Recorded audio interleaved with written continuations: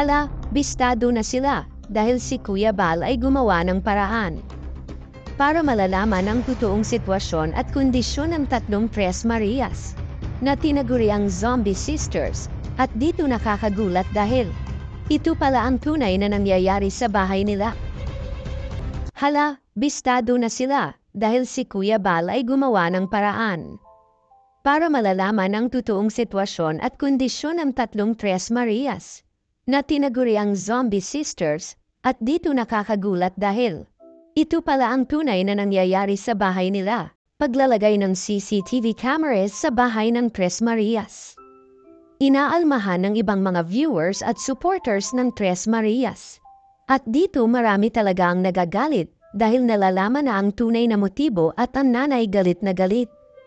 Para bang gustong manakit at hindi pala niya kilala si Kuya Val. Kaya para bang wala siyang galang sa pakikipag-usap nito sa kanya. Ito ang gagawin natin ngayon ng reaction video. Pero bago yan, ay nais ko munang makiusap na i-like ang video na ito. Para inyong malalaman ang kabuuan at nilalaman ito hanggang sa dulo. At isang mapagpalang araw mga kababayan, lalo na sa ating ama na si Kuya Val Santos Matubang.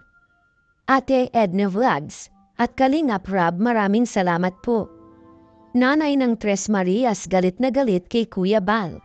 Dahil na siya paulit-ulit na pag-i-interview nito sa kanya. Tela bang ayaw na niyang makipag-usap nito. Pero hindi pa rin natitinag at andyan pa rin si Kuya Bal. Dahil gusto lang niya talaga na malaman ang tunay na nangyayari. At tunay na kondisyon na meron ang tatlong Tres Marias na mahiyain. Ang tatlo ay hindi niya kilala, pero pagdating dito sa nanay. Dito siya nakikipag-usap pero ang kapalit kasi nito ay para bang walang respeto at paggalang ang meron sa nanay ng tatlong Tres Marias. Para bang wala siyang gana kung walang inaabot o walang binibigay na mga grocery sa kanya. Ang hindi lang natin alam ay meron silang dala, pero una na kasing pumunta si Kuya Bal dito. Kaya naisip at siguro nakikita ng nanay na walang dala si Kuya Bal. Kaya ganito na lang umasta, at ganito na lang ang ugalin pinakita niya kay Kuya Bal. Nakakainis at nakakasama lang ng loob, dahil bakit ganito ang turing niya? Hindi kasi niya alam na si Kuya Bal ang ama ng Kalingap. At ama ni Kalingap Rob, kaya siguro ganito na lang siya nagbigay ng kanyang kasagutan. Na basta na lamang ordinaryong tao ang kanyang kausap. Sinabi pa nga niya dito na tunog may sakit ang tatlo niyang anak. Pero nakikita kasi sa CCTV camera na noong time umalis si Kuya Val.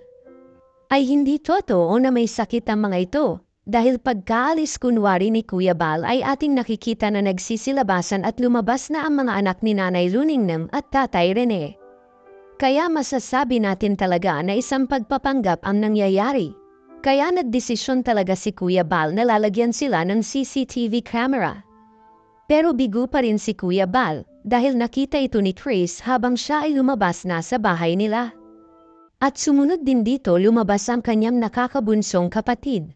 Kaya kung ating iisipin at pansinin mabuti mga kababayan, para bang may itinatago talaga sila dito. Bakit ganito na lang ang pakikipagsalamuhan nila sa mga Kalingap team? Lalo na kay Kuya Val at lahat ng team ng Kalingap community. Kahit sa mga viewers ay ating napag-alaman at ating napaghalata na sila po ay hindi talaga nagsasabi ng totoo, kaya marami ang naiinis dito at nagagalit. At nagbigay ng suhestyon na sana or huwag na lang silang tulungan. Dahil may mga beneficiary pa na deserve na tutulungan. Ni Kuya Bal at Kalingap Rob, sobra na kasi ang binigay na sakripisyo ng Kalingap team para sa kanila, andoon na nga sa eksena na halos susubuan na lang sila sa pagkain ni Kalingap Rob. Pero bigo pa rin ang mga Kalingap team na pinamumunuan ni Kalingap Rob at dahil dito marami ang nakapagdesisyon na sana ay iiwan na lamang ang Tres Marias. Kawawa naman ang mga ito kung ganito ang mangyayari.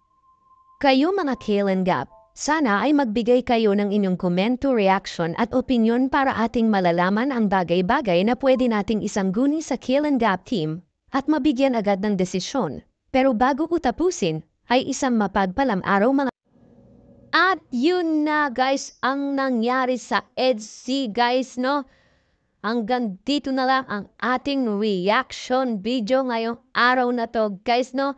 At kung bago ka pa lamang sa aking YouTube channel, please like and subscribe na rin po at pakipindot na rin po ang notification bell button para updated po kayo sa mga ilalabas nating mga reaction video mga kalingap no. At suportahan po natin ang buong kalingap na si Kuya Balsads Matubang, Ate Ana Vlogs, Kalingap Rab at buong Kalingap team at mga Kalingap Reactor guys no. Hanggang dito na lang ang ating reaction video.